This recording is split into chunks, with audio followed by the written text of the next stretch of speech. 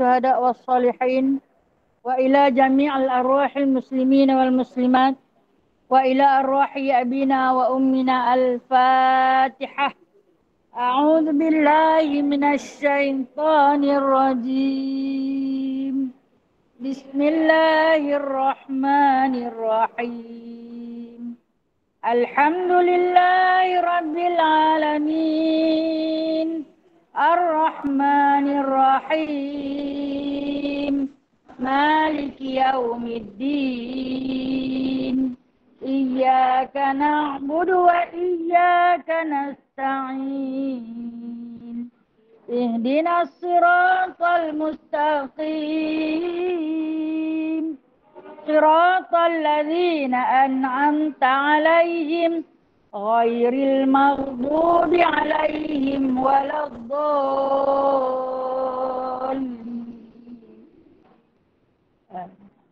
Okay, yang duduk di belakang tu, mungkin kalau tak dengar suara saya, ni depan ada kerusi lagi. Kan? Depan ada kerusi banyak lagi, boleh main duduk di depan. Ni. Meja je yang tak ada. Nanti kita bawa main meja di belakang tu ke depan. Boleh. Okey. Kerusi kosong banyak. Main ke depan. Kak Nora boleh main ke depan. Kalau belakang kadang tak clear, no?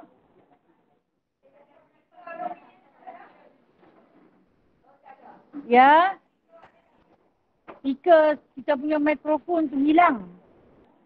Siapa yang main balas pun tak tahu lah PKP tu. Sound ada, mikrofon hilang. Nantilah saya beli lain.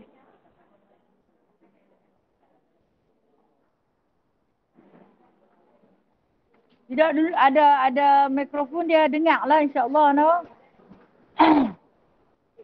Tak apa, nanti kita beli lain.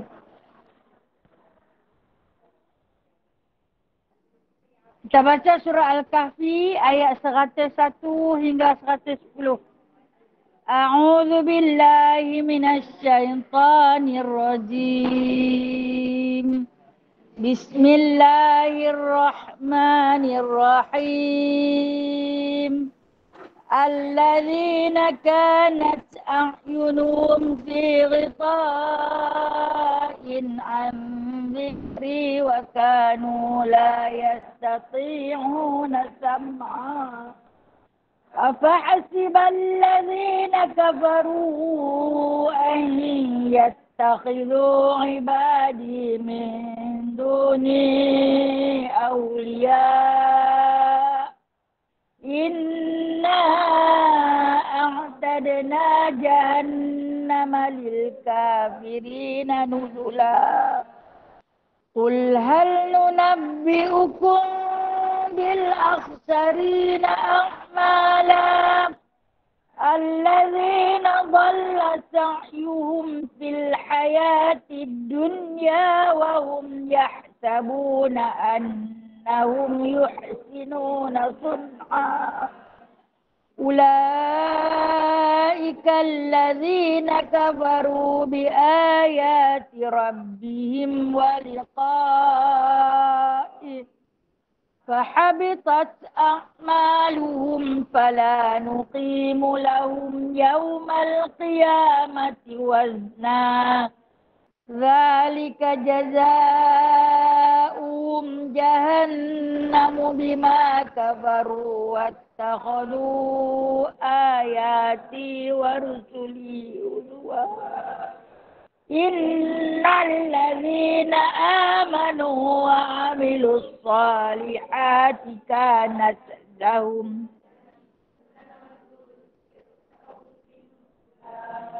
خالدين فيها لا يبغون عنها حولا قل لو كان البحر مدادا لكلمات ربي لنفد البحر قبل أن تنفد كلمات ربي ولو جئنا بمثله مددا قل إنما أنا بشر مثلكم يوحى إلي أنما إلهكم إله واحد فمن كان يرجو لقاء ربه فليعمل عملا صالحا ولا يشرك بعبادة ربه أحدا صدق الله العظيم اللهم صل صلاة كاملة وسلم سلاما تاما على سيدنا محمد الذي تنحل به العقد وتنفرج به الكرب وتقضى به الحوائج وتنال به الرغائب وحسن الخواتيم ويستسقى الغمام بوجه الكريم وعلى آله وصحبه في كل لمحة ونفس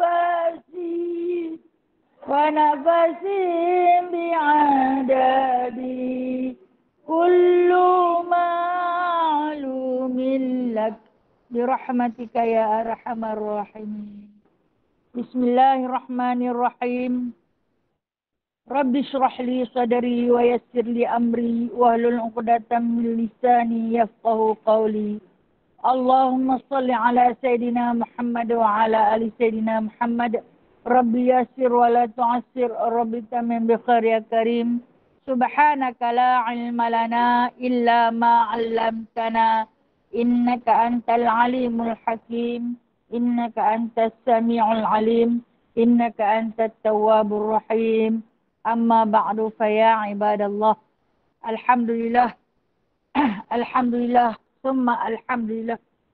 Saya rafakkan setinggi-tinggi puji dan syukur kehadrat Allah Ta'ala, Allahu Azza wa Jalla, Allahu Jalla Jalalah atas nikmat dan kurniaan daripada Allah Ta'ala. Pagi ini kita dikembalikan lagi, dapat hidup sehari lagi, dapat merasa nikmat Allah, dapat merasa rahmat Allah yang dibentangkan serta ditaburkan kepada kita seterusnya.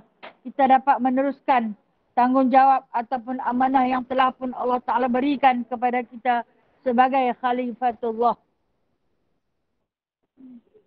Tekan saja Swiss tu, tekan je Swiss tu mana-mana pun. Habis dah. Lampu ni tak ada ah. Ada lah tu dia punya shot, dia shot.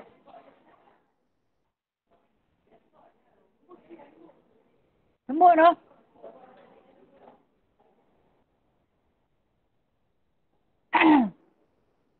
Baik, hadis ni hari ni kita sambung hadis yang ke-33 nah. Hangat no? Hangat sabar no. Tak apa. Setiap peluh yang menitis kerana panas bertahan di dalam majlis ilmu memadamkan satu pintu dari antara pintu neraka. InsyaAllah nah. Peluh banyak lagi bagus. Ya? Kita baca hadis yang ke-33. Hadis cara menentukan hak. Muka surat 72. Apa masalah ni? Apa masalah? Subhanallah walhamdulillah. Wala ilaha illallah wallahu akbar. Wala hawla wala quwata illa billahil aliyil azim. Ada apa masalah lagi? Tak ada kah?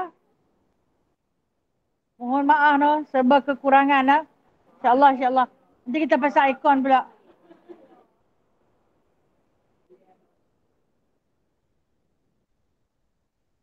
Bismillahirrahmanirrahim. Kita baca sama-sama nah. Ibnu Abbas radhiyallahu anhuma anna Rasulullah sallallahu alaihi wasallam qala la yuqtan nasu bidakwahum ladda'a rijalun amwala qaumin wa dima'ahum lakinil bayyinah alal mudda'i wal yaminu ala man ankara. Hadis Hasan rawahul Baihaqi wa ghairuhu hakadha wa ba'dahu fi sahihain. Baik, kita tengok nak maksud hadis daripada Ibnu Abbas. Di situ ditulis Abni, bukan Abni dah. Ibnu Abbas radhiyallahu anhuma bahwasanya Rasulullah sallallahu alaihi wasallam bersabda, kalaulah manusia itu diberikan dengan dakwaan mereka, tentulah ada orang-orang yang mendakwa akan harta sesuatu golongan dan darah mereka. Tetapi saksi itu di pihak orang yang mendakwa dan bersumpah di pihak yang ingkar.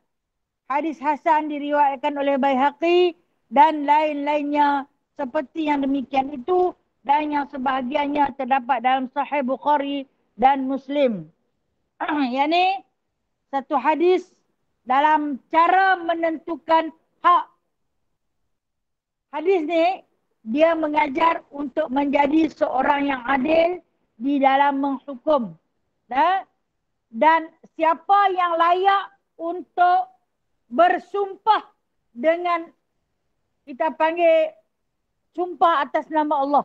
Siapa yang layak dan siapa yang dibolehkan.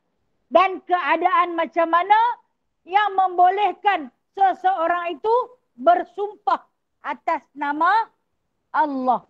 Ataupun yang kita panggil dengan sumpah ingkari. Atau lagi masyhur, terkenal hari ini dengan nama sumpah laknat. Baik. Yang mana hadis ini dibawa datang oleh sahabat kecil baginda Nabi SAW yang bernama Ibnu Abbas radhiyallahu anhuma. Saya selalu cerita pasal dia. Rasulullah ini dikelilingi beberapa orang sahabat kecil yang mana di antara yang bergaul dengan baginda SAW sejak belum akil baligh, belum mumayyiz sampai mumayyiz. Berbeza akil baligh dan mumayyiz. Akil baligh umur sampai 15 tahun. Mumayyiz iaitu boleh membezakan antara makan dan najis. Yang kotor dan yang bersih. Itu mumayyiz. Yang bahaya dan yang selamat. Itu dipanggil mumayyiz. Tapi kalau selagi dia tak boleh beza di antara tai dengan nasi, dengan roti, bermakna dia tidak mumayyiz. Selagi dia duduk berak, dia duduk main tai itu, dia tak mumayyiz. Kita ni daripada tak mumayyiz jadi mumayyiz. Daripada mumayyiz, kalau umur terlampau lama, dia akan jadi tidak mumayyiz balik. Maka apabila kita sampai kepada umur yang tidak mumayyiz balik, yang cerita dia berak pun dia korek berkeluar buang, dia baling pergi ke dinding, dia celet kata tu, itu dia dah sampai kepada tahap tidak mumayyiz. Maka ketika itu Allah Ta'ala tak kira dah apa-apa hukum, apa-apa taklif ke atas dia. Baik, sahabat-sahabat Rasulullah ni di antara sahabat yang bergaul dengan Rasulullah sebelum mumayyiz. Siapa dia? Sayyidina Abdullah bin Abbas. Yang hadis dia bakal kita baca lagi. Kemudian Abdullah bin Umar, anak kepada Sayyidina Umar radhiyallahu an. Anas bin Malik, anak angkat Nabi SAW. Zaid bin Harithah, terkenal sebagai hamba Nabi SAW. Kemudian Abu Sa'id Al-Khudri yang minggu lepas kita baca tentang kisah dia. Iaitu di antara sahabat-sahabat yang hidup semasa kecil dengan baginda sallallahu alaihi wasallam. Kemudian adalah lagi di kalangan wanita-wanita yang ketika mana ikut Rasulullah berhijrah, mereka kecil lagi. Nah, okey. Kita nak fokus hari ini kepada cerita Abdullah bin Abbas. Walaupun kisah ini saya ulang berkali-kali, bahkan mungkin berpuluh kali. Sebab ilmu perlu diingatkan. Perlu diingatkan. Kita manusia selalu lupa. Fadzakir inna fa'ati zikra. Ingatkanlah dengan ingatan yang memberi manfaat. InsyaAllah. Kita bukan peringat benda tak elok. Kita peringat benda yang elok lah. Jangan jemu mendengar kisah sahabiah. Kerana apa kita perlu tahu kisah sahabiah? Kerana sahabat-sahabat ini adalah didikan daripada Nabi SAW. Yang mana pendidikan yang diberi oleh Rasulullah SAW kepada Ibnu Abbas. Nama dia sebenar Abdullah. Abdullah bin Abbas. Dia lahir di Mekah. Semasa dia berusia 3 tahun, Rasulullah berhijrah ke Madinah. Dia usia 3 tahun, Rasulullah berhijrah ke Madinah. Dia ikut sekali. Dia ikut ayah dia, Sayyidina Abbas. Abbas ni siapa? Abbas bin Abdul Muttalib. Bapa saudara Nabi SAW. Bermakna Ibnu Abbas ataupun Abdullah bin Abbas ini sepupu Nabi SAW. Bila dia pergi berhijrah ke Madinah, ketika dia sampai, kan saya beritahu umur dia 3 tahun. Selepas tu, umur dia 5 tahun. Dia dah mula berjinak-jinak dengan Nabi SAW. Baik, kita cerita tentang rentetan kelahiran beliau, Abdullah bin Abbas ni. Bila mana dia lahir mai ke dunia, mak dia, maaf saya tak ingat nama mak dia, kata kepada ayah dia, Sayyidina Abbas bin Abdul Muttalib, bawa pergi dia sat dekat Muhammad, suruh dia tahnik. Kita panggil belah mulut, suruh dia tahnik. Duk merah lagi tu. Terus Sayyidina Abbas bin Abdul Muttalib bawa pergi ke pangkuan Nabi SAW. Yang Nabi ketika itu dalam tempoh pemulauan di pulau oleh puak-puak musyrikin Mekah. Dia pergi kepada Nabi, Nabi kata, aku tak punya apa-apa, melainkan hanya ada 11 tamar. Kata Sayyidina Abbas bin Abdul Muttalib, punyalah tamar itu wahai Rasulullah, dan suapkanlah air tamar itu ke dalam mulut anakku yang baru lahir ni. Siapa dia? Abdullah bin Abbas. Dia suruh Nabi letak nama. Mula dia suruh Nabi tahnik. Nabi pun kunyah sebelah tamar yang berbaki, lalu Nabi ambil daripada mulut Nabi yang mulia melalui air liur Nabi yang suci, maka baginda SAW pun memasukkan jari telunjuk baginda ke dalam mulut kecil Abdullah bin Abbas. Di antara doa yang Nabi baca, Allahumma faqihhu fiddin wa alimhu bitta'wil. Ya Allah, faqihkanlah dia di dalam agama dan beri ilmu, beri rezekikanlah kepada dia untuk ilmu mentakwil. Mentakwil ni ilmu Al-Quran, ilmu hadis dan segala jenis ilmu. Kemudian Nabi letak nama dia kepada atas nama Abdullah. Okey, seterusnya. Bila dia duduk di Madinah, dalam usia dia 6 tahun, dia minta izin kepada ayah dia nak pergi duduk teruslah dengan Rasulullah. Kata Abdullah bin Abbas, dia nak pergi duduk dengan Rasulullah. Ayah dia kata Rasulullah tu pun susah. Di sisi Rasulullah ada kanak-kanak lain. Siapa dia? Zaid bin Harithah. Kita dah baca dah tentang Zaid bin Harithah. Dia bukan orang Mekah. Dia bukan orang Madinah. Dia ada hubungan dengan Rasulullah. Dia tak ada apa-apa hubungan. Dia adalah seorang hamba. Enggak kan? Yang dihadiahkan kepada Rasulullah. Bapak dia duduk di mana tu. Kan bila mana orang jual dia, Abu Bakar beli, Abu Bakar bebaskan, hadiah beri kat Rasulullah. Rasulullah bela dia. Macam anak Rasulullah sendiri. Zaid bin Harithah. Kemudian, siapa lagi yang Rasulullah dapat? Anas bin Malik pun kecil juga. Mereka bagi juga dekat Rasulullah. Walaupun Rasulullah, Allah Ta'ala mematikan anak-anak lelaki baginda kecil-kecil lagi. Tapi Allah gantikan dengan anak-anak fakir miskin untuk Rasulullah bela. Dia adalah anak-anak angkat dia. Yang mai duduk dengan dia. Bila dah dia duduk main selalu sama-sama, segagan sama besar. Termasuklah Sayyidina Ali bin Abi Talib pun duduk dengan Rasulullah juga. Dia ni minta pula. Abdullah bin Abbas minta kepada ayah dia nak pergi duduk jugalah. Jadi ramai kan? Jadi ramai. Maka apa kata Sayyidina Abbas bin Abdul Muttalib? Ramai dah tu. Ramai dah tu. Kalau kita kata jenuh nak bagi makan budak-budak jenuh ramai kan. Masa tu bukan ada bantuan apa. Dan kita tahu Nabi SAW sendiri makan sehari sekali. Kadang-kadang tak makan langsung. Kadang-kadang terpaksa berpuasa. Pernah satu-satu ketika sampai 3 bulan dapur tak berasap. Tak ada apa nak makan. Dan di sisi baginda ada budak-budak yang kena Nabi bela yang tak tahu apa.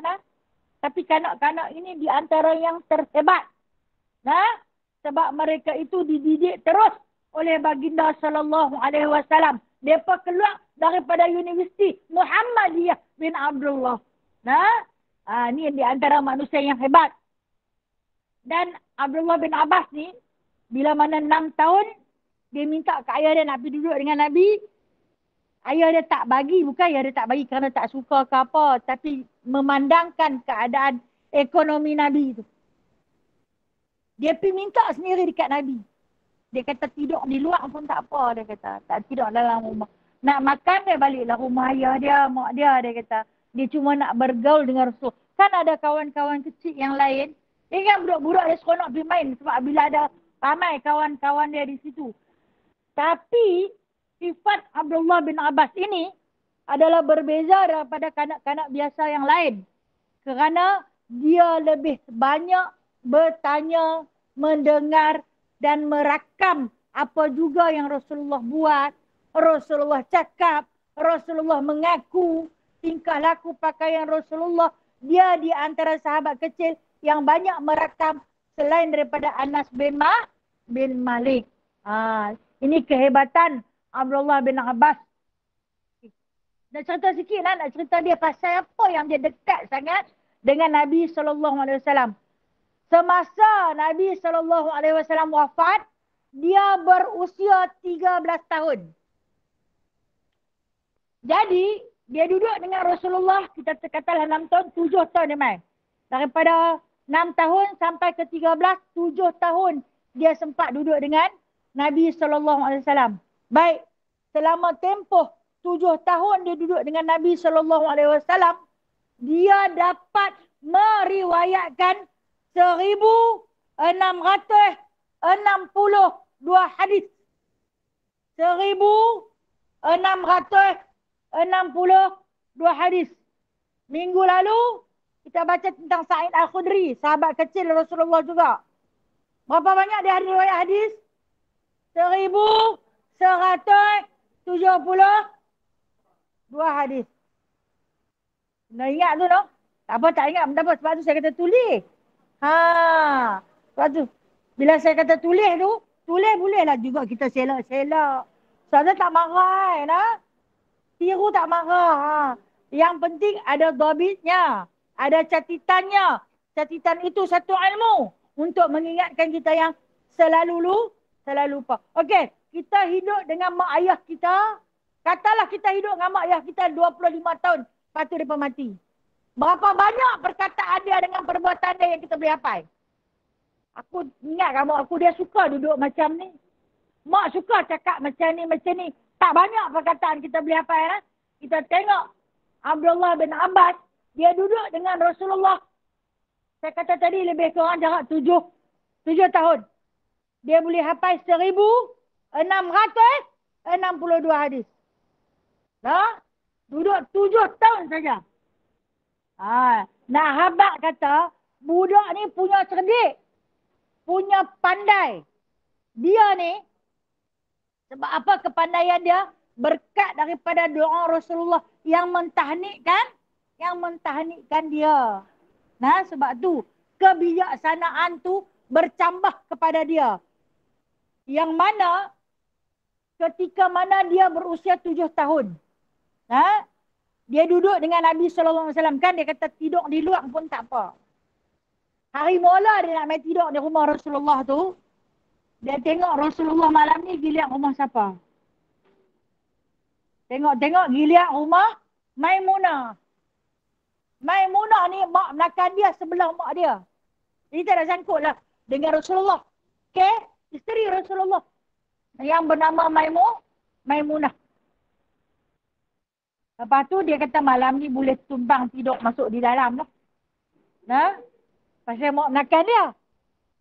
Kalau Aisyah tu ada hubungan apa dengan dia? Pasal mak menakan punya kerana hari ni boleh masuk tidur di dalam rumah. Dia seronok bila dia dapat tidur dengan Nabi SAW. Dikatakan dia tidur di luar bilik. Di luar bilik.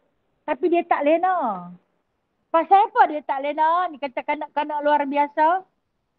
Sebab dia nak tunggu Nabi bangkit sembahyang tahajud. Dia nak tengok Nabi sembahyang tahajud pukul berapa. Dia nak tengok Nabi sembahyang tahajud baca apa. Dia nak tengok Nabi sembahyang tahajud berapa rakaat. Tu yang tercetiknya hadis-hadis tentang Nabi sembahyang tahajud adalah hasil seorang anak muda yang baru berusia 7 tahun. Tak tidur malam tu. Tak tidur. Umur 7 tahun tak tidur nak tunggu tengok Nabi buat apa. Rupanya dia nak tulis. Tulisan dia lah yang kita baca sampai hari ni. Masya Allah. Hebat sahabat ni. Kalau anak-anak kita kalau 7 tahun tu. Tengah duk main seronok. Kalau dapat video game lupa mak bapak, lupa makan minum. Dulu-dulu anak-anak kecil dulu terjun parit.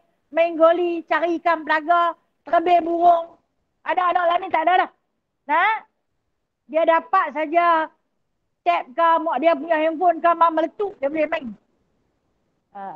Berbeza nah. Okey, kalau kita tengok Abdullah bin Abbas ni, dia kata dalam beberapa hadis dia hadis dia banyak dia kata aku tak tidur malam tu. Bukan nak mengendap. Malam tu kan gila Nabi di rumah Maimunah, bukan dia nak mengendap. Tapi dia nak tengok Nabi nak buat apa bangkit tengah malam. Dia tengok Nabi bangun, dah tentu Nabi nak berwudu. Nak bersihkan diri, bertaharah. Kan Nabi pesan, di antara hadis yang diriwayatkan daripada Abdullah bin Abbas, Nabi pesan, kita kena basuh tangan ketika berwudu. Sebab kita tak tahu tangan kita tu bermalam di mana. Waktu kita tidur, tahukah tangan kita ni bermalam di mana? Dia sumbat dalam lubang ni kah? Dia sumbat dalam lubang bawah, kita tak tahu kan? Dia garu tang sana, dia garu tang sini. Jadi sebab tu Nabi suruh basuh tangan. Okey. Abdullah bin Abbas ni dia rupanya, dia cedok ayat dah siap-siap malam tu. Dia tahu Nabi nak bertaharah, Nabi nak bersuci. Waktu Nabi nak bertahajud. Tu yang dia tak lena, dia cedok siap-siap bubur di dalam bekas bijana Nabi untuk Nabi berwuduk dan bersuci pada malam tu. Tu yang sebab tu dia yang boleh meriwayatkan hadis. Nabi mandi wajib segantang air. Nabi berwuduk secupak air. Secupak air ni satu tempurung tu saja. Nabi berwuduk dan Nabi mandi wajib segantang air. Bila timbang segantang air 3 kilo 600 gram. Lebih kurang 3 liter air. 3,5 liter air. Nabi mandi wajib. Kita mandi wajib banyak mana? Sekolah tak cukup. Dia kata tak cukup sekolah pun. Hak turun ke atas. Hak sembuk ke bawah. Hak cedok lagu cedok. Hak tonok lagu tonok. Melingkup air je kita. Amalan tak terang mana pun. Itulah kita ni nama, pasal itulah amalan kita berserabut. Ha? Dengan sebab kerja buat kita hari-hari tu dah tak berkat. Maaf cakap dah, maaf cakap. Saya bukan kata dekat perempuan. Saya pun macam tu juga dah. Ha. Okey, kemudian bila mana dah tersedia ayat Nabi bangkit, Nabi tersenyum. Itu yang dia boleh rakamkan Nabi bangkit tajuk kenapa. Tahu Nabi bangkit tajuk kenapa? Pukul 1 pagi Nabi bertahajud. Kita baru nak bersidang nak lena. Nabi bertahajud pukul 1 pagi. Dalam rakaman hadis, Nabi akhiri tahajud pukul berapa? Pukul 5.30 Nabi akhiri tahajud. Nabi tidur dalam 15 minit, bangun dengan solat fajar. Tidur asal 15 minit. Tidur asal dengan sebab apa? Daripada pukul 1 malam sampai pukul 5 tak lena lagi. Dialah di antara sahabat yang merakamkan Nabi baca surah apa? Rakaat pertama baca surah apa? Al-Baqarah. Bukan Alif Lam Mim sampai ke ayat yang kelima, bukan. 286 ayat. 3 juzuk setengah. Hasil siapa? Hasil Abdullah Ibnu Abbas tak lena tu lah. Bagi tahu dekat kita. Kalau tidak, kita tak tahu. Kita rajin nak jaga lagu tu. Kata lagu tu sudah. Kata nyegan. Itu sudah. Okey. Kemudian dia sembahyang dengan Nabi. Bila dia tengok Nabi sembahyang, dia sembahyang. Nabi tarik, dia main duduk di sebelah. Kan budak. Kan Nabi tarik, dia main duduk di sebelah. Sekejap lagi dia unduk ke belakang. Nabi tarik, dia main ke sebelah. Dia unduk ke belakang. Lepas tu, bila Nabi tarik dia sekali, dia tak unduk dah. Dia tak unduk, tapi dia tunggu sampai Nabi masuk takbiratul ihram, Nabi dah lupa dah. Nabi hanya ada Allah saja di hati dia. Dia unduk pelan-pelan duduk belakang. Unduk juga budak ni, no? Lepas tu, itulah di antara yang dia rakamkan, kan ada dia cerita. Di antara kelucuan dia. Aku tak larat berdiri dah, rasa macam nak pergi tidur dah. Dia kata tak larat dah. Panjang sangat kot surah dia. Kita kalau Tok Imam baca semuka pun kita rasa, boleh baca apa yang panjang-panjang. Lengah dah. Ni budak 7 tahun kot. Kalau surah Al-Baqarah tu 3 juzuk. 3 juzuk ni 30 lai. Dia 3 juzuk setengah dah. Panjang ya Allah. Maaf dia tak rasa macam nak tak lari. Dia kata, aku hampir-hampir memutuskan solat aku. Okey. Di antara ilmu yang dia kongsi lagi.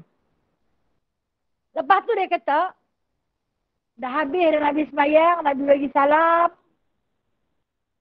Nabi kata dekat aku, dia kata. Ni saya cakap dalam bahasa kita mudah faham lah. Nabi kata dekat aku, awak yang duk lari pergi ke belakang. Siapa yang tak maduk? Dia kata, aku nak tengok apa hang buat.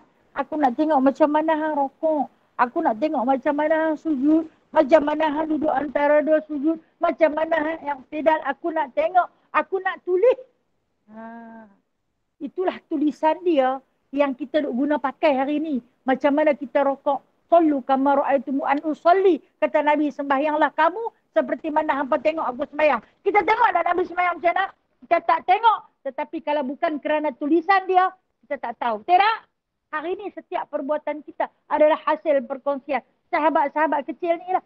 Hebat, no? Lepas tu Nabi bawa di sisi Nabi pegang dada dia. Nabi pegang dada dia, 3 kali Nabi ulang. Allahumma faqihhu fid din wa alimhu bitakwil. Allahumma faqihhu fid din wa alimhu bitakwil. Allahumma faqihhu fid din wa alimhu bitakwil. Lepas tu kita kalau jumpa ulama-ulama nak minta berkat dia kan kita tengok. Tapi janganlah ustaz-ustaz sagipi tolong sak baca mai kat saya ni dada. Tak boleh kita perempuan okey. Lelaki hantar bagi anak kita ke suruh ustaz baca sak antara sunnah baginda sallallahu alaihi wasallam. Tua-tua lagu kita perempuan jangan pergi cari tok guru lelaki lagu tu Saya tak boleh, saya bukan tok guru, saya tok garu je Saya bukan tok guru. Ilmu saya tak banyak. Saya cedok je ilmu ulama. Kalau berpeluang jumpa ulama, mintalah tolong doakan. minta tolong doakan untuk kita. Kemudian itu di antara doa dia, ya Allah, faqihkanlah dia di dalam ilmu agama dan rezekikanlah kepada dia untuk ilmu mentakwil. Ilmu mentakwil ni menghuraikan hadis, menghuraikan tafsir, menghuraikan segala jenis ilmu fiqh, menghuraikan segala jenis ilmu usuluddin. Itu doa Nabi kepada Abdullah bin Abbas. Nak dengar lagi saudara? Rasa macam saat kita tinggal hadis matan ni, no? Lain kali lah kot, no? Ya. Allahumma faqihhu fid din wa alimhu bita'wil. Allahumma faqihhu fid din wa alimhu bita'wil. Ya Allah, faqihkan dia, fahamkanlah ia di dalam ilmu agama dan rezekikanlah dia untuk ilmu mentafsir Al-Quran. Nah, ataupun tafsir segala jenis ilmu. Ha? Wa alimhu bita'wil. Okay, ini di antara yang disebut. Okey, kalau nak tengok, dia ini digelar oleh Saidina Umar Al-Khattab. Selepas Nabi wafat, saya cerita tadi Nabi wafat umur dia berapa? 13 tahun. Nah, 13 tahun Nabi wafat. Kemudian, naik Saidina Abu Bakar As-Siddiq. 2 tahun Abu Bakar As-Siddiq memerintah. Kemudian, naik Saidina Umar Al-Khattab. Duk pakai dia lagi. Kalau masalah tak selesai, cari Abdullah bin Abbas. Sebab apa? Sebab Abu Bakar As-Siddiq dah wafat. Cari Abdullah bin Abbas. Saidina Umar akan cari dia. Bomai dia. Ajak dia mesyuarat sama-sama. Masa tu, umur dia 15 tahun. Dia dah jadi ahli syura. Menteri kabinet. Apa jenis masalah? Tanya dia. Maka, Saidina Umar Al-Khattab bagi gelaran kepada dia, remaja tua. Kalau dalam bahasa kita, remaja purba. Pasal apa? Umur muda, tapi akal dia cukup tua. Ilmu cukup banyak. Dia digelar sebagai ulama sahabiah. Ulama kepada para sahabat. Macam Sa'id Al-Khudri juga. Mereka di antara sahabat-sahabat hebat yang hidup di sisi baginda sallallahu alaihi wasallam. Banyak lagi cerita dia kalau kita nak cerita. Kalau kita tengok satu lagi. Yang ni, peristiwa ni saya pernah cerita berkali-kali. Dia ada hadis-hadis yang dia tak dapat hafal. Sebab hadis Rasulullah ni ada ratus ribu nah. Kan ada sahabat tu 1000 lebih, sahabat ni 1000 lebih, sahabat ni 1000 lebih. Jadi dia ada hadis yang dia tak dapat dekat dia. Okey, dia di antara 5 orang sahabat yang paling banyak meriwayatkan hadis. Di antara 5 orang sahabat. Kalau dikira 1, 2, 3, 4, 5, dia nombor 5. Ranking dia yang ke-5. Rupanya ada lagi banyak. Yang pertama siapa dia? Abu Hurairah. Yang kedua siapa? Anas bin Malik. Sahabat kecil ni. Yang ketiga siapa? Abdullah bin Umar. Anak Saidina Umar. Yang keempat siapa? Sayyidatina Aisyah radhiyallahu anha. Yang kelima dia. Abdullah bin Abbas. Kalau rajin tulis lah. Kalau tak rajin pun tak apa. Tapi ilmu. Ilmu yang kita dapat kongsi bersama. Walaupun dia tak masuk periksa. Walaupun dia tak ditanya oleh Munkar dan Nakir. Tapi ketahuilah. Hati rasa tenang. Jiwa rasa bahagia. Apabila dapat menyelami sahabat-sahabat lepasan Universiti Muhammad bin Abdullah sallallahu alaihi wasallam. Dapat tak? Tadi saya beritahu. 5. Dia ranking yang nombor 5. Nombor 1, Abu Hurairah. Nombor 2, Anas bin Malik. Nombor 3, Abdullah bin Umar. Nombor 4, Aisyah radhiyallahu anha. Dan yang kelima, dia, Abdullah bin Umar. Abdullah bin Abbas. Subhanallah. Dalam duk cakap pun tersalah. Dia yang nombor 5. Itu di antara sahabat-sahabat yang hebat. Zaid Marisa dia ranking dia bawah daripada dia. Nombor 6. Nombor 6. Walha tu duduk dengan Nabi tu. Tu dia depa ni berebut-rebut nak tulis hadis nak rakam hadis, nak tinggal kat kita. Yang disebut al-ulama warasatul anbiya. Ulama tu pewaris Nabi. Dia wariskan kat kita. Inilah harta pusaka yang paling ampuh untuk digunakan di akhirat nanti. Okey. Dia kata ada seorang sahabat ni, dia ada hafal hadis Rasulullah. Tapi siapa tak ambil lagi. Dia kata tak apa, aku pergi. Dia pergi bila dia sampai di rumah sahabat ni, tengok sahabat tu tengah duduk makan. Nah, sahabat tu tengah duduk makan. Tunggu di luar rumah. Kita nak pergi rumah orang, kalau rumah orang tengah duduk makan, jangan tidur terjah. Langkah kanan lah. Aduh, jangan. Jangan duduk langkah kanan lah sangat kot. Nah, ni, sahabat yang dididik oleh Rasulullah. Dia tak masuk, dia tunggu di luar rumah. Masa tu musim panas sangat. Tunggu di luar rumah. Bukan ada awning macam rumah kita. Bukan ada pokok. Panas sangat. Nah, lepas tu dia tunggu. Dia ambil ridak dia kelumbung tu. Sahabat ni lepas makan nak qailullah. Lepas makan tengah hari nak qailullah. Tidur sak. Tak panggil. Kalau panggil sekali ganggu qailullah sahabat ni. Lepas tu habis qailullah baru nak bangkit keluar pergi. Keluar pergi sembahyang jemaah di Masjid Nabawi. Tengok dia duduk ada berpeluh basah. Lencun. Dengan ridak dia tutup kepala. Oh, dia panggil dia, ya sepupu Rasulullah. Awak buat macam ni, pasal apa tak panggil? Nah, hang ni keturunan Muhammad sallallahu alaihi wasallam. Kalau panggil aku keluar, tak payah panggil aku keluar dari rumah. Habang saja, aku pergi rumah hang, dia kata. Ni keturunan mulia ni. Nah, aku pergi ke rumah. Tak payah. Duduk melengum di luar rumah sampai macam ni bahasa lencun. Peluk. Nah, dia kata, aku nak cari ilmu kan. Aku kena mai. Takkan aku nak panggil Tok Guru pergi rumah aku. Nak ambil satu hadis. Tu waktu musim panas. Waktu musim sejuk. Nah, lepas Isya pergi tu rumah sahabat ni. Tengok sahabat ni. Makan malam, lepas tu nak tidur dah. Tunggu di luar rumah. Musim sejuk yang teramat sangat. Tunggu tertidur di luar rumah. Berbekalkan ridak gulung-gulung buat bantai tidur di luar rumah. Nah, esok sahabat tu nak bangkit pergi. Bukan bangkit bertahajud. Tetapi bangun untuk apa? Dia bangun untuk nak keluar subuh. Masa bangkit tahajud tak sedap lagi kata ada orang tidur di luar rumah. Tengok dia ada. Kejut dia. Tengok Abdullah bin Abbas. Awak tak habaq, awak tak panggil. Kalau habaq kami pergi. Nak ambil nak ambil satu hadis. Kita ni pergi kelas tunggu Tok Guru lambat. Dia ni memang suka main lambat. Nah, apalah kita nak kena tunggu dia berjam. Dah tu hangat pula. Nah, macam-macam. Tu ilmu kita tak berapa nak berkat, Ilmu kita kurang keberkatan. Kalau kita nak cerita tentang dia ni, esok pun tak habis. Okey. Saya nak habis. Umur dia 71, dia wafat. Wafat dia di Taif. Siapa yang pernah pergi ziarah Taif, ketika menjadi tetamu Allah dan Rasul berumrah, akan pergi ziarah bumi Taif. Di Taif ada satu masjid besar, dinamakan Masjid Abdullah bin Abbas.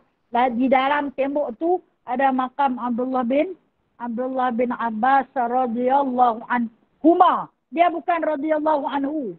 Dia radhiyallahu anhuma. Pasal apa huma? Dua-dua. Siapa dia? Bapa dia pun Allah redha. Dia pun Allah redha. Sebab itu dia didatangkan dengan dhamir musanna ghaib. Bukan dhamir mufrad ghaib. Okey, itu cerita nahwu dan sorof. Saja-saja aja nak sebut. Bagi seronok dengar. Okey? Saya rasa saya tak boleh cerita dah dia. Saya lari time. Nah, puan-puan marah kat saya nak balik masak nasi. Ustazah ni tak habis lagi cerita. Baik, kita tengok matan hadis ni. Matan hadis Nabi SAW. Yang mana berbunyi. Qala sabda Nabi SAW. La yuqtan nasu bidakwahum. Ladda'ar jalun amwal qawmin. Wa dima'ahum lakinil bayyinah. Alal mudda'i wal yaminu ala man ankara. Iaitu yang bermaksud. Yani kalaulah manusia itu diberikan dengan dakwaan mereka, tentulah ada orang-orang yang mendakwa akan harta sesuatu golongan dan darah mereka. Tetapi saksi itu di pihak orang yang mendakwa dan bersumpah di pihak yang ingkar. Baik, Hadis ni dia nak cerita kalaulah Allah Ta'ala bagi hukum kepada seseorang manusia itu menghukum dengan sendirinya. Ni nak pakai hukum sendiri ni. Kita kan ada hakim.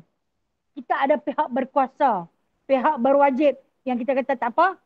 Tapi mahkamah. Di sana kita bicara. Okey tak apa. Bila dijatuhkan hukuman. Barulah dia tu bersalah. Di atas kebijaksanaan hakim. Dan di atas pidato yang dibawa datang oleh peguam cara dan peguam bela. Maka terjatuhnya satu-satu hukum. Selagi ada mahkamah. Sama ada mahkamah syariah ataupun mahkamah biasa. Sivil. Ataupun mahkamah biasa. Okey. Rendah ke, tinggi ke, agung ke, siapa ke, tak kisah.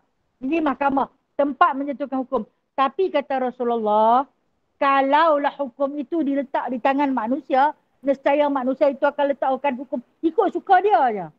Apa yang dia tengok, dia akan kata, dia hukum terus. Ni yang orang kata pakai hukum akal. Pakai hukum akal, ikut akal dia. Akal kita ni tak sama tau. Akal kita tak sama panjang. Ada orang yang akal pendek. Dia tak banyak kisah. Dia terus tangkap. Kata bersalah, hukum terus. Nescaya kata Rasulullah, darah pun halal. Siapa dia bunuh? Siapa nampak? Nampak. Nampak dia bunuh. Okey, tangkap, bunuh terus. Tak banyak cerita. Sebab itulah.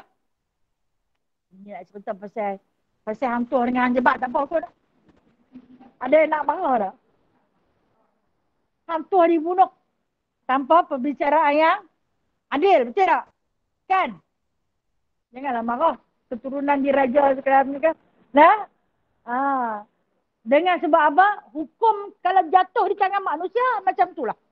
Dia akan menghukum. Dia tak kira peribadi hang siapa. Peribadi hang siapa. Tetapi kalau dalam Islam, sebab tu kata Rasulullah sallallahu alaihi wasallam, lakinil bayyinah. Tabayun, bayyinah ni tabayun. Satu-satu benda tu kena tabayun. Kaji selidik dulu betul-betul. Baru boleh nak jatuh hukum. Tak boleh menghukum ikut nafsu. Tak boleh nak menghukum, okey aku percaya kat dia ni kawan dengan aku dari kecil. Dia tak pernah cakap bohong, aku percaya kat kau ni. Okey, hukum. Tak boleh. Kena sebenar-benarnya. Okey. Kita nak cerita sahabat yang dididik oleh Nabi SAW, Saidina Umar Al-Khattab. Dia berpandukan hadis ni dalam zaman pemerintahan dia sebagai Amirul Mukminin. Ada seorang sahabat yang ditugaskan di negara Iraq. Sahabat dia Mughirah bin Syu'bah. Mughirah bin Syu'bah ini seorang sahabat yang adil, seorang sahabat yang alim. Ditugaskan di Iraq menjadi gubernur oleh Amirul Mukminin Saidina Umar Al-Khattab. Bila dia jadi gubernur di sana, pemerintahan dia adil dan saksama. Bumi Iraq aman, tanah dia subur. Kemudian dia ditukarkan ke Yaman. Dah elok dari pemerintahan dia ditukarkan ke Yaman. Sementara Saidina Umar berpusat di Madinah. Lepas tu, timbul satu fitnah. Ada orang nak gulingkan dia. Timbul satu fitnah. Kata Mughirah bin Syu'bah ini berzina dengan gundik pembantu dia. Berzina dengan pembantu. Siapa yang tukang bawa cerita biasalah. Kalau di kalangan kita kata pemberontak, pembangkang yang tak suka, dia akan cari salah. Di antara kesalahan yang paling mudah untuk nak sabitkan adalah zina. Kan Nabi Allah Yusuf AS pernah difitnah berzina kan. Kemudian apabila Mughirah bin Syu'bah ini dituduh, dibawa datang kepada Saidina Umar. Wahai Umar, jalankan hukuman. Jalankan hukuman hudud ke atas Mughirah bin Syu'bah sebab melakukan zina. Okey, Saidina Umar kata kita kena tabayun. Tak boleh mudah-mudah nak tangkap. Kan masa ni Mughirah bin Syu'bah ni dah berkahwin. bila melakukan zina, hukum dia apa? Rejam sampai mati. Dan nak halal darah. Lepas tu kata Saidina Umar Al-Khattab, lah ni nak kena tahu juga siapakah yang boleh nak jadi, yang nak jadi saksi bahawasanya Mughirah bin Syu'bah ini melakukan zina. Ha? Yang tukang main repot ni siapa? Abu Bakrah. Aba Bakrah. Bukan Abu Bakar As-Siddiq, dia dah wafat. Abu Bakrah ni, dia mai jumpa dengan Saidina Umar, dia kata, aku dah saksi dengan mata aku sendiri. Kata Saidina Umar, hang tengok betul-betul ya? Aku tengok betul-betul. Hang tengok macam mana jarum, benang masuk dalam lubang jarum tu. Angkat naik, tarik keluar, angkat naik. Hang tengok macam tu kah? Ya. Kata Abu Bakrah, aku nampak macam tu. Baik, kata Saidina Umar Al-Khattab, kalau macam tu, hang bawa mai dekat aku saksi 4 orang. Termasuk hang, jadi 4 lah. Jadi cari lagi 3 orang. Tak apa, dia kata, kami dah ada. Tak, dia bercari. Kemudian dia cari lagi sahabat yang kedua. Ni pun sahabat juga. Tapi sahabat pembangkang. Oh, tu yang jadi macam-macam lah. La'ala sawab. Bila saya sebut la'ala sawab, mudah-mudahan benar kata-kata saya ni. Nafi' bin Haris. Sahabat kedua. Dia bawa datang yang bernama Nafi' bin Haris. Nafi' bin Haris kata, ya aku tengok. Aku tengok macam mana masuk jarum kok lubang, masuk benang kok lubang jarum ditarik keluar. Aku perhati tengok. Baik. Sahabat ketiga. Maka sahabat yang ketiga itu dibawa datang yang bernama Shibli. Shibli bin Sa'ad. Shibli bin Ma'bad. Shibli bin Ma'bad. Allahumma salli ala Sayyidina Muhammad. Fakta banyak saya tak ingat nah, otak saya tak apa nak cerdik. Nah. Shibli bin Ma'bad. Nah. Kata Shibli bin Ma'bad, aku saksikan. Macam itulah.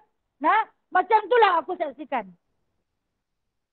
Akhirnya 3 orang dah. Masuk nombor 1 lagi. Panggil Ziyad. Ziyad bin Haris. Bila datang Ziyad bin Haris, kata Ziyad bin Haris, masa aku sampai, dia pun tak buat apa dah. Dia pun berdua-dua berpeluk-peluk saja. Kata Ziyad bin Haris. Aku tak nampak pun macam dia pun cerita benang masuk dalam lubang jarum, tarik bawa keluar, masuk, tarik bawa keluar. Aku tak nampak dah. Kata Saidina Umar Al-Khattab, tak boleh pakai. Sampai tahap tu. Sampai tahap tu. Tak boleh pakai lagi. Rasulullah pesan ada 4 orang saksi. Sedangkan tak ada pun, baru ada 3. Seorang lagi kata, aku tak nampak pun. Dia kata. Kata 3 lagi hamai daripada habis dah. Baru sampai. Kata Saidina Umar Al-Khattab, tak boleh guna hukum hudud ke atas Mughirah bin Syu'bah dengan sebab tak cukup 4 orang saksi, tetapi aku akan guna hudud ini, hudud qadhah. Ke atas apa? Ke atas 3 orang yang buat cerita. Disebat 80 kali sebatan. Sebab hampa buat fitnah. Oh dia. Jangan buat main-main. Hukum Allah ni dia tak mudah-mudah nak hukum orang. Tapi di kalangan 3 tu, seorang saja kena. Siapa dia? Abu Bakrah. Sebab apa? Hang yang dulu bawa cerita. Sekarang bawa mayat 2 dengan 3 lagi tu. Jadi dia yang disebat. Bila seorang kena sebat, 2 kata, kami tak apa pasti. Nampak ke tak nampak? Takut tak? Ini hikmah. Kemudian itu kata Allah melalui lidah Rasulullah sallallahu alaihi wasallam. Sesuatu berita yang datang kepada kamu, hendaklah ada bayinnya, tabayunnya. Jangan terus-terus percaya. Sebab benda tu benda tak elok. Benda tak elok. Tapi kalau benda yang baik, kita percaya benda yang baik. Kena ada sangka baik. Di dalam setiap peristiwa yang berlaku, kita nampak. Nampak dah tak elok dah. Tapi kena bisik pada hati. Aku kena bersangka baik ni. Aku kena bersangka baik. Kita tengok ada seorang lelaki keluar daripada rumah seorang ibu tunggal. Ni duk buat apa kak? Sangat duk pergi. Pep ayak dia bocok ke? Dia tak ada siapa nak tolong buat dekat dia. Kau tu masuk main tolong palang pipe. Dah hampa buat fitnah. Hampa tak nampak apa pun. Dan dia tu kerak sangat. Dia tak boleh nak minta tolong siapa. Satu je lah yang baik dengan dia. Tak lagi dia pergi minta tolong orang apa kata. Tu janda gatai tu. Kerja duk panggil laki orang je masuk dalam rumah dia. Kan mulut manusia. Nah, bila diberikan kuasa untuk dia menghukum, maka dia akan hukum ikut akal dia, ikut nafsu dia, tanpa ada apa-apa tabayun. Inilah kata Rasulullah kena tabayun. Kemudian, apa yang dibawa datang? Nak cerita pasal, sikit ambil masalah. Nak cerita pasal dia pernah yamin. Apa dia wal yamin ni? Maksud dia sumpah. Okay, bila dah dibawa datang, siapa yang kena bersumpah? Adakah orang yang tukang tuduh tu kena bersumpah? Wallahi aku nampak. Tak. Tetapi orang yang dituduh. Orang yang dituduh yang kena bersumpah. Bukan orang yang menuduh tu bersumpah tu yang salah dia. Nah? Bawa mai lah. Mughirah bin Syu'bah ni. Saidina Umar Al-Khattab tanya, betulkah sekian. Dia pun mengambil sumpah. Atas nama Allah dia kata. Aku tak buat zina tu. Aku tak buat zina tu. Tapi kalau hang buat, hang kena bayar diat. Sebab hang bersumpah dengan menggunakan nama Allah. Ni ada penggunaan sumpah dia tu. Hang kena bayar diat. Diat apa? Hang kena puasa 3 hari. Ataupun bebas seorang hamba. Mula bebas seorang hamba. Tak dapat hamba, berpuasalah selama 3 hari. Tak mampu nak berpuasa selama 3 hari, bagi makan 10 orang fakir miskin, setiap seorang 1 cupak beras. Kalau kita lah, kita Malaysia makan nasi. Nah, kalau Arab, dia makan gandum. Di antara 3 benda tu, bersumpah, tapi kita tak mampu nak tunaikan. Dan kemudian daripada tu, kata Mughirah bin Syu'bah, demi Allah, wabillahi watallahi wallahi, aku tak buat perkara tu. Nah, aku hanya membantu dia yang sedang sakit. Perempuan tu sakit, dia tolong. Dia kan gubernur. Tapi adalah, kita kata, tak puas hati di kalangan sahabat juga. Jadi, dia pun nak menghukum dengan cara pandangan. Rupanya perempuan tu sakit. Nah, mungkinlah ada cara perubatan. Saya tak mahu cerita secara detail. Bimbang ada perasaan ragu-ragu di kalangan para sahabat. Tapi nak habaq, itulah Amirul Mukminin menghukum. Dia bawa datang 4 orang, 3 dah betul, tapi seorang lagi kata aku tak nampak, tak dihukum. Sebaliknya, hak tukang bawa cerita yang kena hukum. Aku pula yang kena. Kan? Kita bertangkap tukang report tu dulu. Biar betul. Ni dah tahu dah dia tu memang kaki pemohong. Suka buat cerita pasal orang. Dia percaya pula. Dah? Satu hadis ni kata nak. Kalau kata hukum tu diletak di tangan setiap manusia. Habis pakai mati orang awam bunuh dia. Dia bunuh kawan tu. Nampak ke? Tak nampak lah. Tapi orang habak bunuh supaya dia. No? Tangkap, pukul. Suka apa je nak buat hukum. Kan? Ingat macam nampak nyamuk ke? Dia tak gigit kita, dia gigit orang lain. Nampak perut dia, penuh darah merah. Dia baru main ingat kat kita, tak ada nak pun masuk pisau ni. Kita dah bagi hang gigit aku tu, penuh perut hang darah. Ada darah kau lain. Main singgah kat kita. Tak ada nak dia mungkinlah nak RNR kan situ Ustaz. Ya? Kalau kata hukum itu diletak pada tangan manusia, itu kata Rasulullah SAW, manusia ni akan mudah bersumpah atas nama Allah. Dia tak takut. Siapa yang bersumpah, sumpah itu sumpah tak benar atas nama Allah, maka dia akan bertemu dengan Allah di mahsyar nanti dalam keadaan Allah murka pada dia. Bila Allah murka kepada dia, kata Allah Subhanahu Wa Taala, lemparkanlah dia terus ke dalam neraka Jahannam, neraka yang paling tertinggi, duduk dia bersama-sama dengan syaitan. Na'udzubillah. Nak bersumpah kena tengok keadaan betul-betul. Baru bersumpah. Bimbang kemurkaan Allah itu membawa sampai ke akhirat. Wallahualam, saya tak boleh nak baca panjang-panjang. Saya dah ambil masa puan-puan. Mohon ampun dan maaf, halalkan segala-galanya. Nah, sembang banyak, tapi ada pengisian tak apa no. Uh, halalkan segala-galanya. Kesimpulan hadis ni boleh baca sendiri nah. Islam mempunyai peraturan yang tertentu dalam pembicaraan. Islam memberi hak yang adil kepada penganut-penganutnya.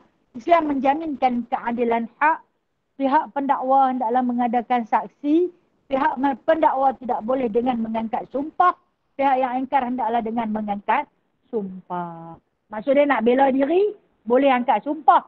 Bukan hak nak dakwa tu angkat sumpah. Nah, okey. Sikit lagi. Lagi satu cerita bab berhutang, kan? Kita hutang.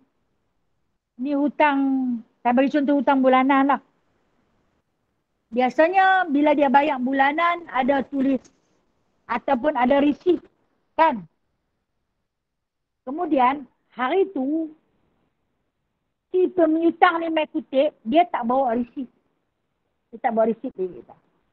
Dia tak bawa resit dia kita, dia ambil duit tu pergi. Selang 2-3 hari dia main pula.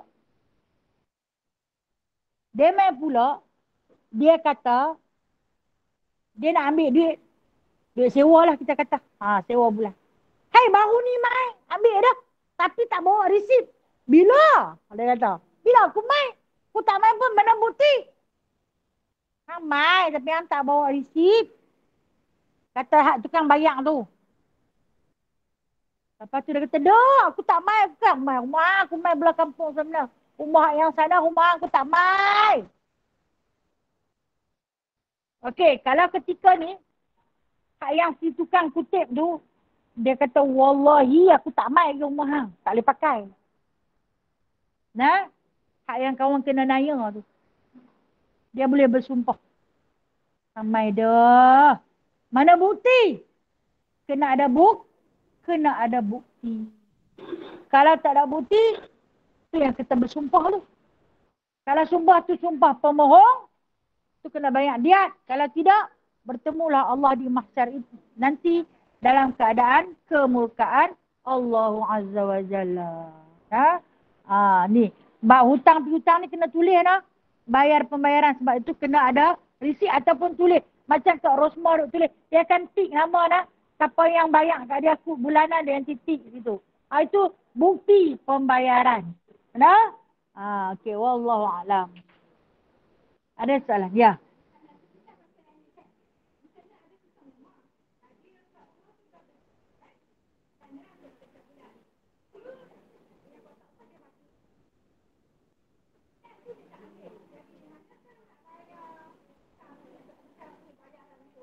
Upah dia tu. Okey. Dia ada waris tak? Bagi dekat waris dia. Nah, ya bayar kepada waris dia. No?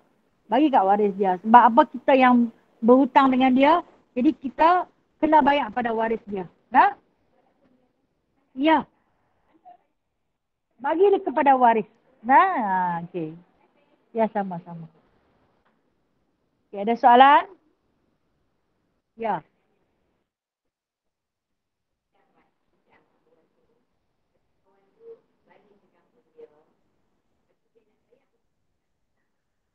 Dapat kesan tak? Cari dulu kawan hak balik kampung tu. Tak tahu dah nak cari tak mana. Okey. Yang ni Rasulullah ajak. Dia kata cari, usaha cari dulu. Sampailah kita pun mati kutu. Mati kutu tu tidak sampai habis keluar. Apa perut dia tu. Tak ada dah. Tak ada dah tak mana nak pergi cari. Aku dah ikhtiar.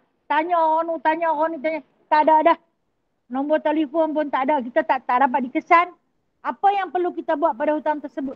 Boleh kita letak di Baitul Mal. Ataupun kita letak di tabung masjid. Atau kita letak di pusat-pusat tahfiz. Mana? Untuk dibelanjakan di jalan Allah. Atas nama orang yang kita berhutang tu. Nah? Dan pahala tu dapat dekat dia. Nah, insyaAllah, insyaAllah.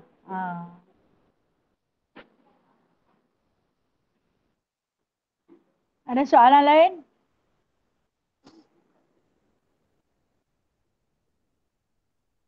Tak ada lah. Alhamdulillah. Tak ada, saya rasa semua faham. InsyaAllah ta'ala nah. Pandai-pandai anak muridku. Alhamdulillah, barakallah. Saya minta ampun, saya minta maaf atas kekurangan diri saya. Yang baik itu datangnya daripada Allah.